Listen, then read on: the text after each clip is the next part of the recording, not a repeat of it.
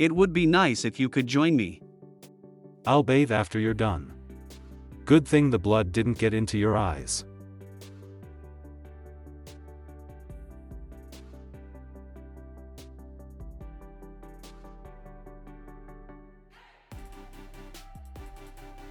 Wait. You almost fell yourself. Please be careful. We can't have any harm befall your majesty. Very well. For the first time in my life, I tried what they call a prank. It occurred to me that you'll always be by my side like this. Every night and every morning. It feels like a dream come true. Why don't we stay like this every morning? Or dine face to face, and listen to the breeze together in your garden. We could also stay up and chat all night until we fall asleep. That is, if you'd permit me. He asks for my permission when he does not need it. Certainly. Beloved, I can't live without you. I can feel him rub against me. He gets worked up with just a kiss. He really is still young. I'm afraid I haven't prepared myself. Perhaps I can help you another way again. You don't need to push yourself, beloved. You don't have to make sacrifices for my sake, my love. Understood. Even as you whisper you love me, you don't reach for me. All I can feel now is this inexplicable emptiness. Are the sacrifices I make really for your sake? Or... The entire coronation ceremony lasts about 3 weeks. For the sequence of events, you can refer to the scroll. I see. How complicated. By the way, I received word today that Riven is unwell. What happened? The cold night breeze has merely cooled his body more than usual. Nothing to worry about. It must have something to do with Shuraka last night. They assigned her as my personal lady-in-waiting, and yet she would not loosen her tongue. She must truly work for Shuraka instead. Rahana. As a man, I am now forbidden from entering the Amethyst Palace. As such, Rahana will serve by your side instead. I see. That must be why she's here in place of Jacker. They said she's Mushnu's twin sister, right? I can see the resemblance. It reminds me of Chase. He looked more like me than he did our father. I wonder how he's been doing. How nice it would be to hear word of them.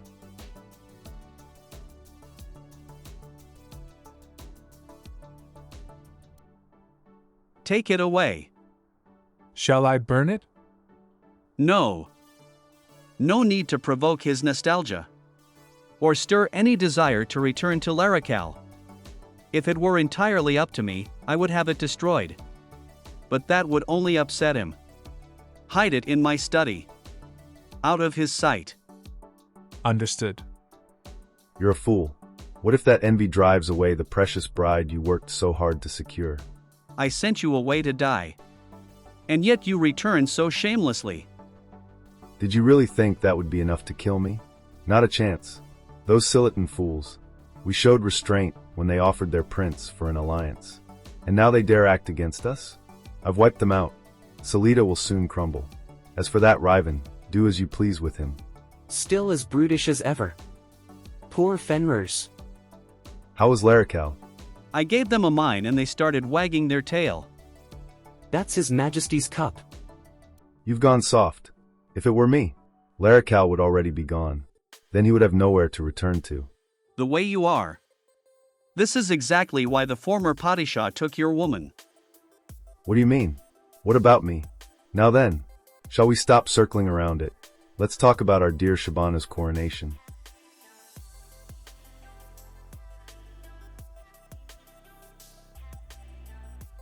It's already sunset.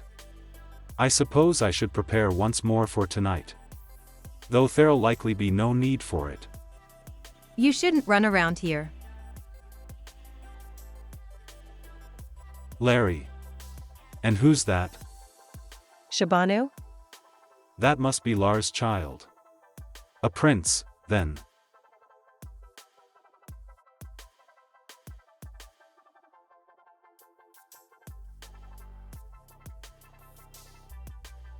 Try this, beloved. A flower I bloomed has borne this fruit. I can feed myself. Very well. It really is very sweet. I've never tasted anything like it before. What kind of fruit is this?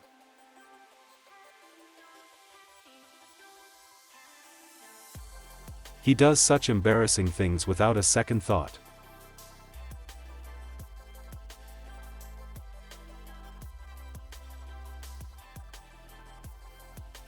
Shuraka. Today I saw Lar with a child in the Amethyst Palace.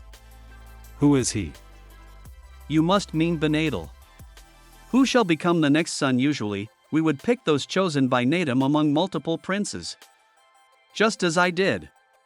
The chosen spend their lives being wary of each other. And must eventually kill. Or be killed. As you know, only the last of us standing can inherit the throne. Meaning, the royalty of our Nata must get rid of not only their brothers, but also their parents. As such, those of royal blood are always on edge. There is a deep darkness within us. A hereditary madness. Such madness begins when the eye of Natum manifests. In my case, I have carried the eye since birth. Even now, beloved. A voice in my head whispers, kill them all. We used to believe such a voice was that of Natum herself. In one hand, Natum holds a red flower as the symbol of life. In her other hands, she holds daggers, representing death. We are born of Natum. By her will do we make flowers bloom. Kill them all. Kill. Kill them all and survive. Kill. Make it stop. Your bride has arrived. They said it is a man. The poor fellow. He'll probably look as though he wants to die when he sees me. Kill. You must kill them. Kill. Ha! Suddenly. It's so quiet. I hope the journey here wasn't too weary.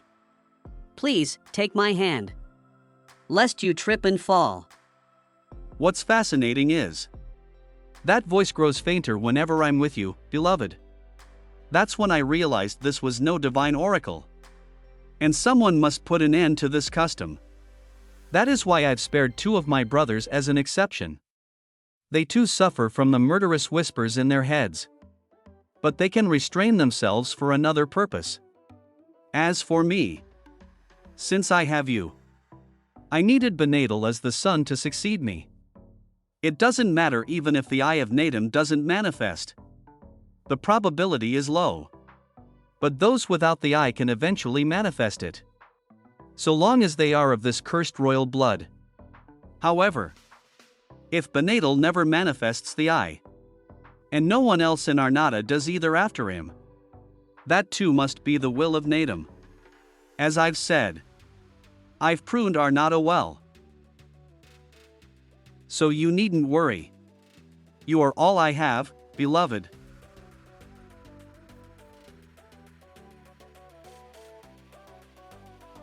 So Benadel wasn't Shuraka's child, after all. Seeing as he didn't resemble Shuraka. Or Lar. Or Jacker. He must be another brother's child. It's a shame, really. He'd be so beautiful if he took after Shuraka. If only I weren't a man. I could have borne your child. What am I thinking? I must have gone mad. Okay, that explains a lot about Shuraka. He's been living with that voice in his head telling him to kill. And somehow, being with T is the only thing that makes it quiet. No wonder he's so attached to him.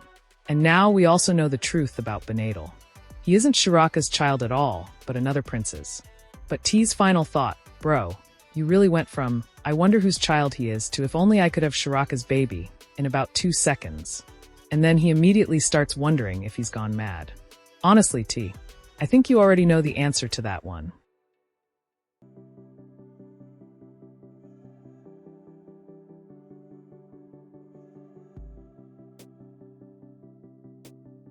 I've cut off a rose.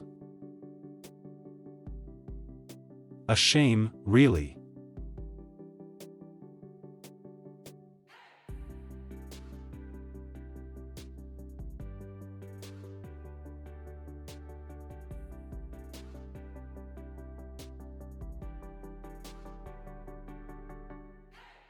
Are you lost?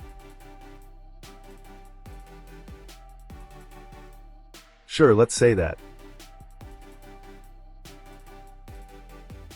Nas hid Loram. So he's alive after all. Which must mean Benadel is.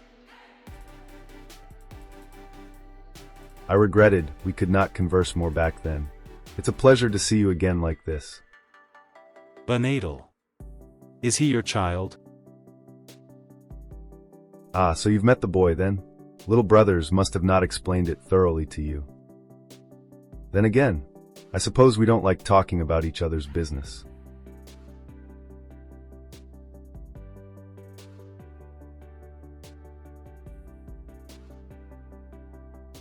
Very well. Have you got some time to spare, Shahbanu?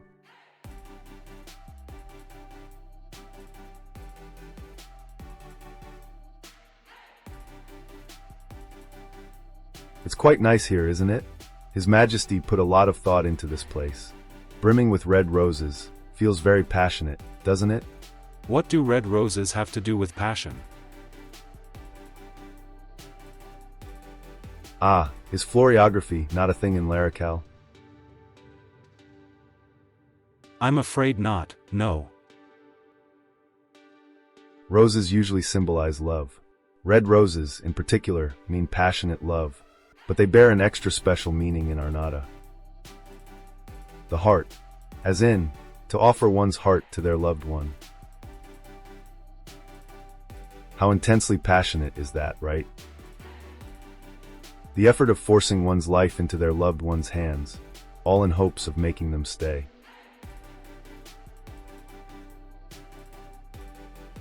It's truly selfish yet alluring. Now then, I'm sure you have many questions. Ask away. Just one caveat, however. I can answer only those pertinent to me.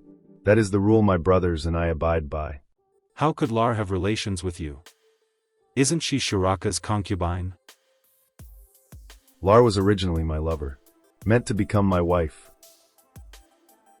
Until the previous Padishah took her away from me and made her his concubine.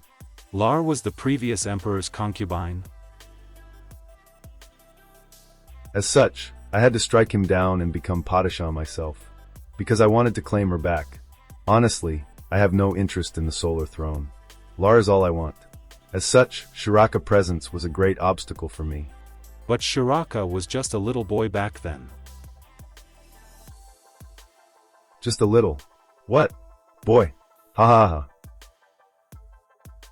There is so much you don't know. Do you know who beat me to the previous Padishah's head?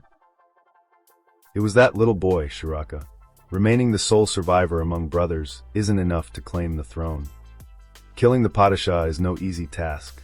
Every plant in this land protects him, and rears their thorns towards his enemies.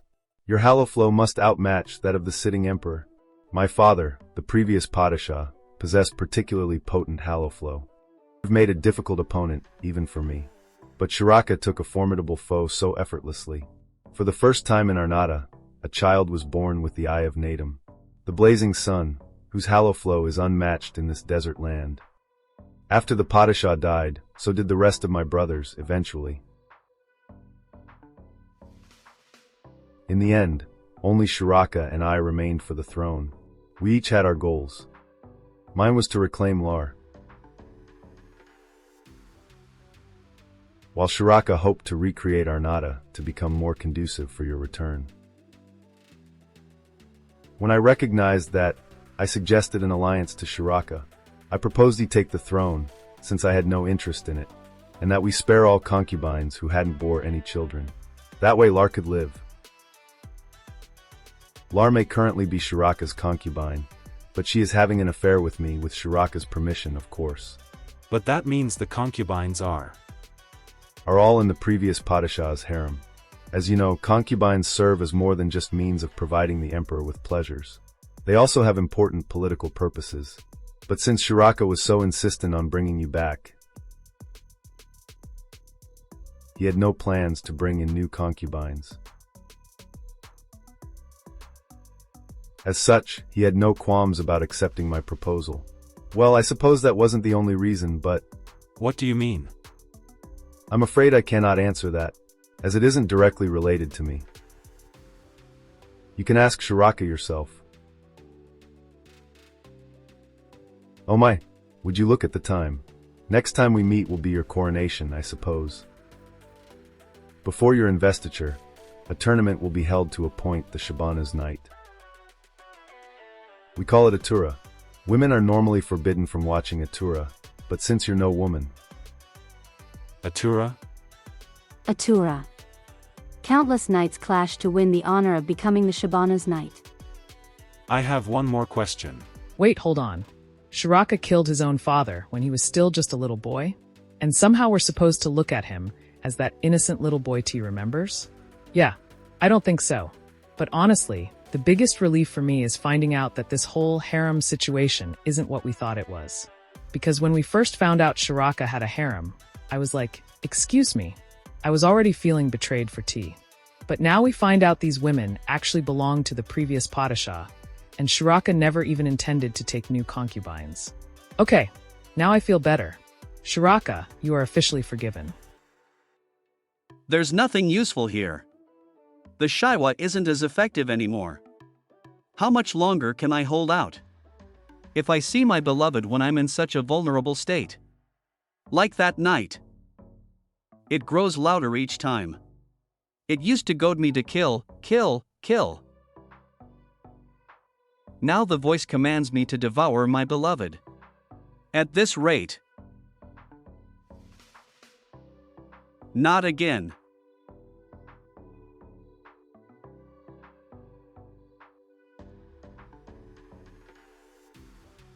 Should I devour him?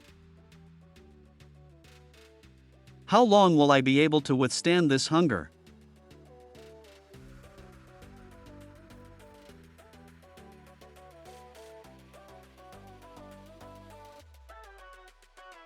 Shuraka must be busy again today. He'd always be sure to spend the night with me.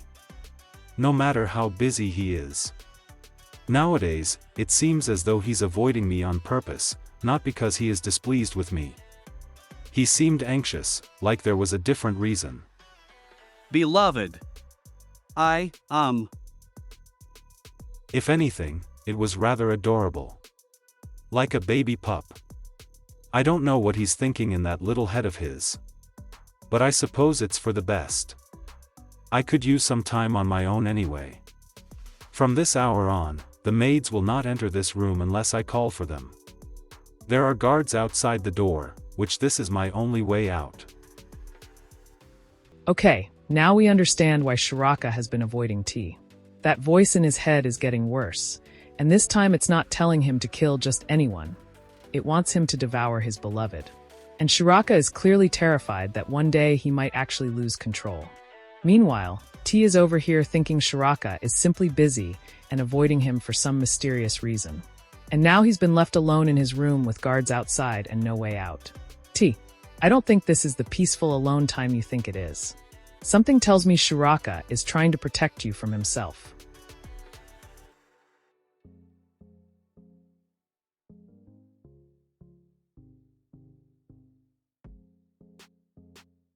Did you meet Nazhid? Yes. He's not prying too deeply. It must mean he already knows what Nazhid and I discussed. There is a saying in Arnada. All green things in the palace serve as the ears of the sun. Beloved, the Atura will be hosted soon. Powerful warriors will test their mettle to become the Shahbanu's knight. What do you think? He already knows I'll say no. As much as I appreciate the offer, I'm afraid I'll have to pass. Larikal is a warlike country, and its blood flows through my veins. As someone who spent most of his life on the battlefield with a sword in his hand, I need more time to acclimate to the current lifestyle. Perhaps because of that, I find myself itching for action from time to time.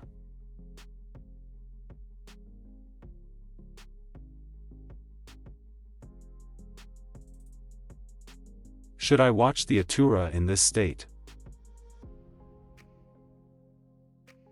I fear I may start longing for the snowy plains. So please forgive me.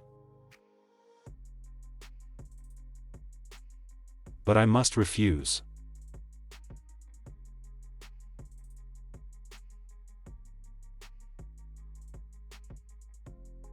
The winner of Atura receives the title of the Shahbanu's Knight, along with a chalice as a trophy. They may make one request to the Padishah by filling the chalice with wine topped with flowers. That's why I must win. Thankfully, I haven't grown too rusty. I can feel the heat in my palms. It's been too long. Bro really turned down the invitation with the most convincing speech ever. Meanwhile, he was secretly planning to enter the tournament himself. The moment he started talking about the champion's reward, you could tell he already had a goal in mind.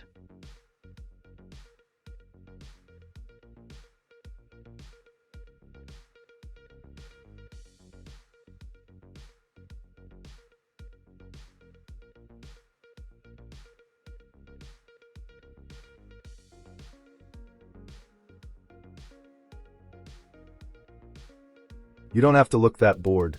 These people are here in hopes of becoming your bride's knight.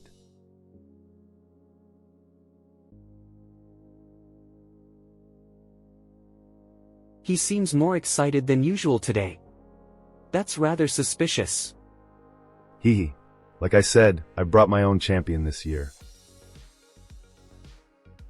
I met this famous mercenary when I was visiting Osman. Osman. That's the kingdom built by the descendants of Aragon. He goes by the name Frost. Apparently he's never failed a job before. Shall we make a wager? To make things more interesting, I'll bet on Frost. Come on, let's make a bet. Ah, speak of the devil, and he doth appear. He won't make it past this round. He looks weaker than Mushnu. We will see about that. But his skin is quite pale. Perhaps it is because he is a northerner. Begin.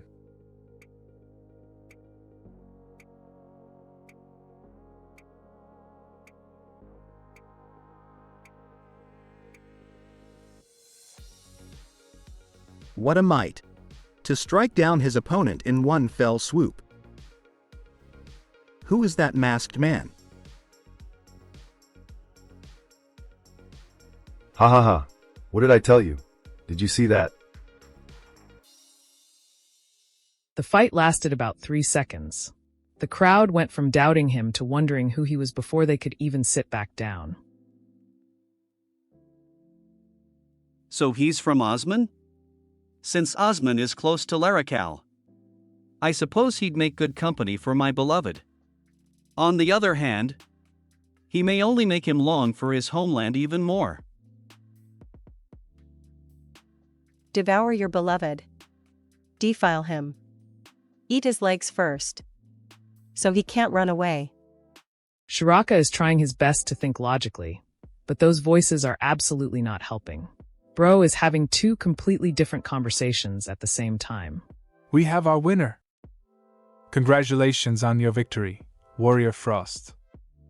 And just like that, Frost wins. Nazhid is probably feeling very proud of himself right now,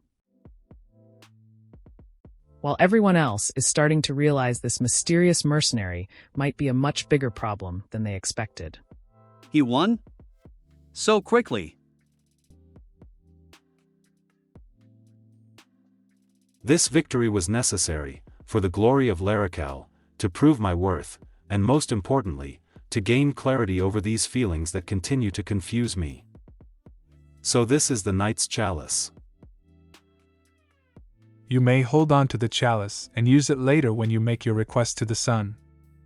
What catches my eye more than the chalice, though, is the red rose that fell before me among countless other flowers. You get one chance only. Fill the chalice with wine and place a blossom upon it. If the sun accepts the offering, your request will be granted. I remember when an innocent boy once compared my eyes to a desert ruby. Because I remember that innocence, accepting his feelings was never easy. Tell me what you desire. I wish for you to spend your night with me, O dazzling sun. Ha ha ha. How can you laugh now?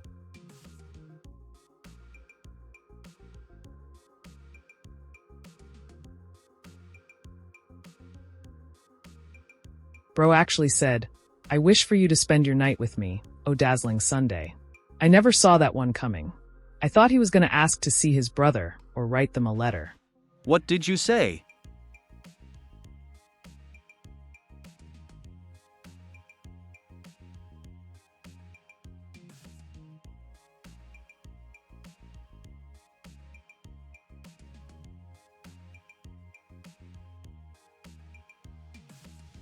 I've heard enough.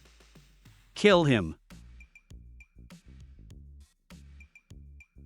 Are you fleeing? The situation just escalated from public proposal to execution order in like 2 seconds. You think you have 2 lives?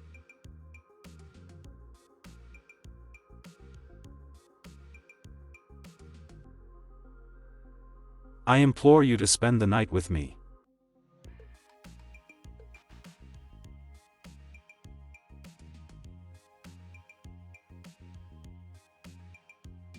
Ha ha ha ha.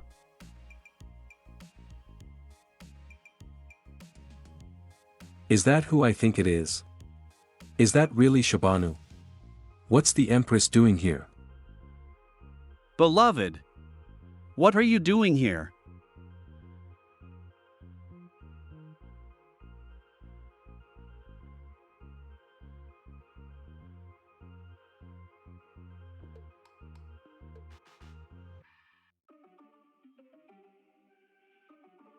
How could you be so reckless?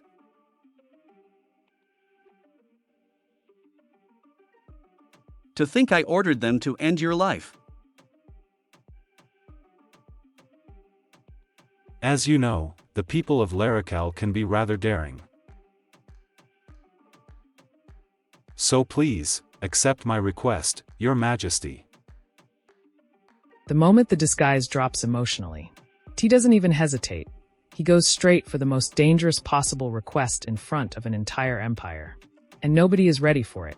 Not even Shuraka. He actually said it. Out loud. In front of everyone. There's bold, and then there's risk your whole life in public bold. No hesitation at all. Otherwise Shuraka will never do it with him.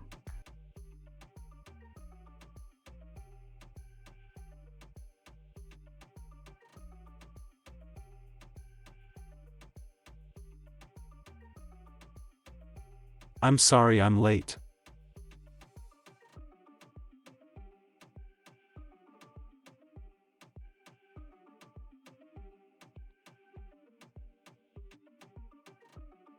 It took me a while to prepare myself. That pendant. He still has it. How erotic.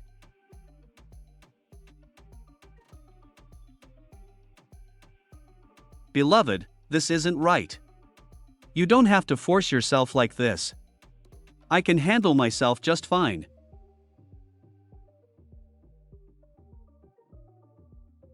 Shuraka. Don't you realize why I went through the trouble of entering the Atura? Or are you repulsed by the thought of spending the night with me? Nothing could be further from the truth. Then stop avoiding me.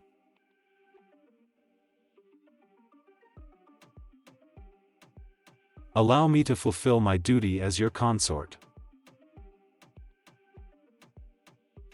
But if you don't truly want it,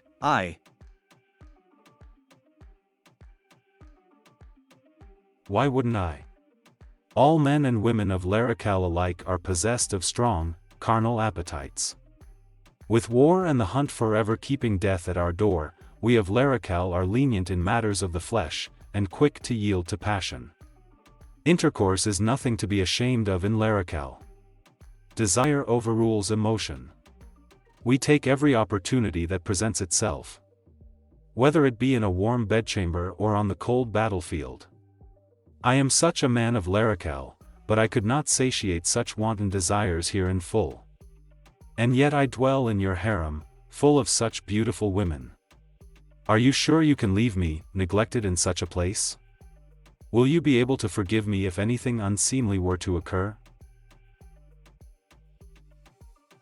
No. That must never come to pass. I'm sorry that was short-sighted of me. I simply didn't want to hurt you. It didn't occur to me that you had desires of your own. Bro is a tyrant outside, but turns into a crying NPC the moment T speaks. Not the feared emperor becoming a full-time crier again.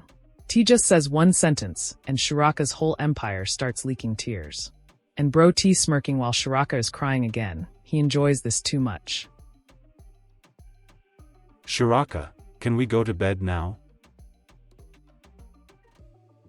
Yes. Bro actually did it.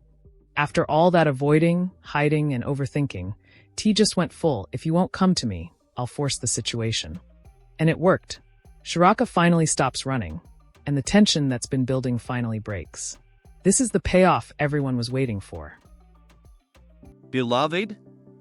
I'm no longer a child. So I've noticed. You've grown magnificently in my absence. I'm so glad you did. I've noticed your entire body smells like flowers, even your seeds. It doesn't normally bear such fragrance. Usually it is of a more unpleasant, metallic smell. I'm sure you noticed mine. Now you're just teasing me. I am. By saying usually, you've compared me to other men. But you are my first. I don't know what others' tastes like. Oh, he's jealous. That was my mistake. Please forgive me. This is the first time on the receiving end too. So, I'm your first? That's right. Well, it looks like our Emperor and Empress are finally ready to consummate their marriage after avoiding it for this long. I think we should give them a little privacy.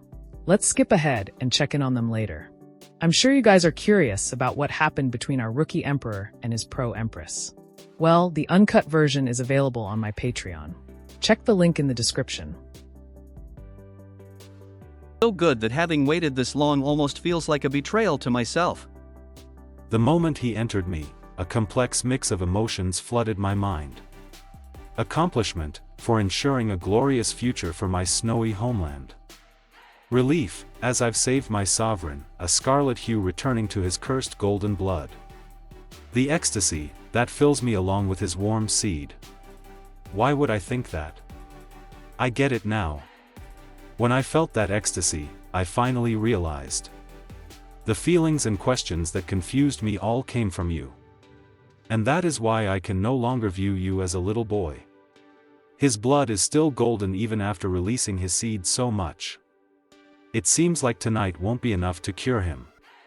His golden blood tasted of sweet lilies. But being poison in nature, it still stung my tongue. The pain was sharp enough to penetrate through my tolerance for toxins. With my level of tolerance, I should be able to bear through this. It's a good thing I built up a resilience to such things. At last, I found it. Something that only I can do here. I, alone, can withstand his poison. And so long as this golden curse afflicts him, I alone can embrace him. A night of relief. Well, they finally crossed that line. Shuraka is no longer the little boy T used to see, and I think T finally realizes that for himself. Whatever feelings he was struggling to understand before, he can't really deny them anymore. And now T has discovered something else. He may be the only person who can stay close to Shuraka without being affected by his poisonous blood. So instead of seeing it as a burden, Tei seems to have found his purpose beside him. And honestly, I don't think Tei is planning on letting Shuraka go anytime soon. And that's where we leave our Emperor and Empress for now. Shuraka has finally stopped running from his feelings, while Tei is beginning to understand just how deeply he's fallen for him. But with the Emperor's mysterious curse still lingering, I have a feeling their troubles are far from over. So, what do you think? Will Tei really be the one who saves Shuraka from this curse? I guess we'll have to wait and see. If you enjoyed the story and want to see the uncut version, you can find it over on my Patreon. The link is in the description, so feel free to check it out and support the channel if you'd like to see more. Until next time.